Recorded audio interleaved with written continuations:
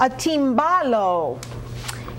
And today we're going to do a timbalo that has a wonderful flavor because we're using fresh fava beans. See, these are fava beans. They beautiful? And you usually get them in the springtime.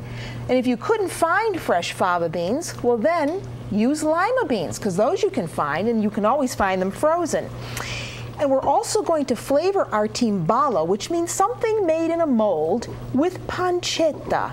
And that is Italian bacon. And this is unsmoked bacon. And when you buy it, you want to make sure you look for bacon that doesn't have too much fat and has a nice proportion of meat to it. So that's a pork product. So here I've got the pancetta cooking down in some olive oil. And I've also got my fava beans cooking. And now I want to drain them because I'm going to add the fava beans right to that pancetta mixture. So I'm going to take them out now, get most of that water off because I don't want them to be too wet in the olive oil, and put them right in.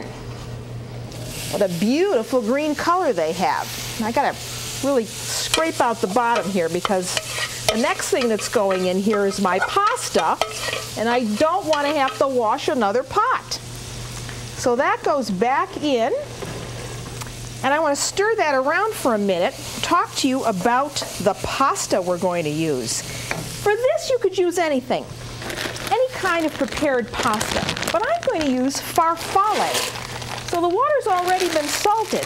So in go the farfalle, and now I want to give them a stir.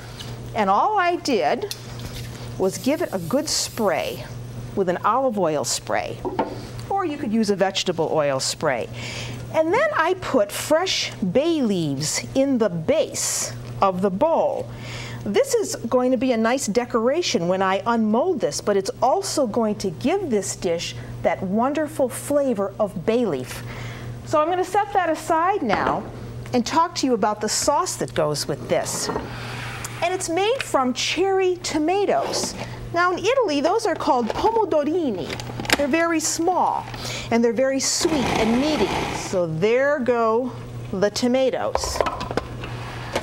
And now just with a spoon, you just want to stir around so that all you have left really is the juice from the cherry tomatoes. And try to use cherry tomatoes that are really sweet and meaty. And you see how many seeds are in these. So you really want to get just the pulp of the tomato.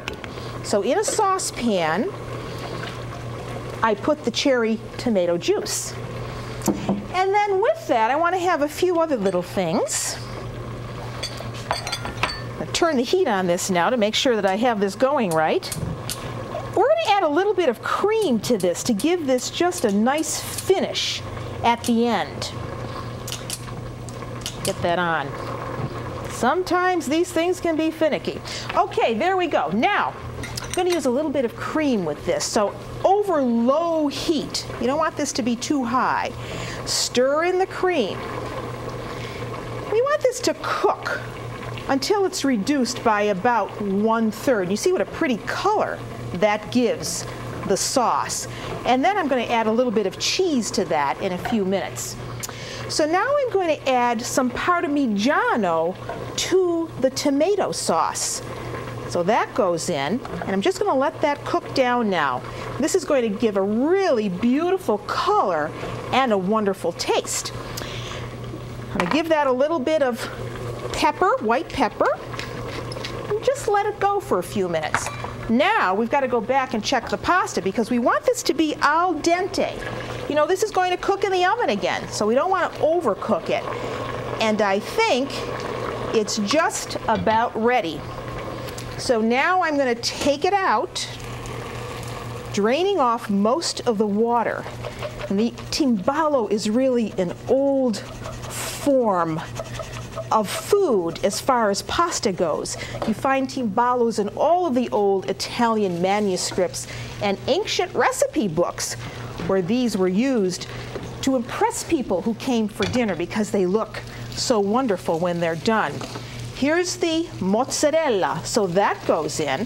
And I picked these two particular cheeses because they are wonderful melting cheeses. And we want to stir this around until the cheeses look very, very stringy. And I used a large pot, as you can see, so I could get all of this in without having a problem stirring it. There it is. And to get this started, let me just take a little bit to put into my bowl first. Use a bigger spoon here because it is stringy. See that?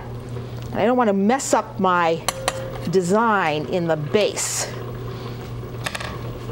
And you want to really pack this into the mold.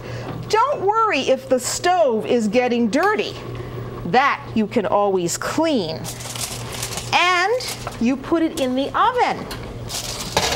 Now in the top oven, I've already baked one for you. Let me take it out. And here it is.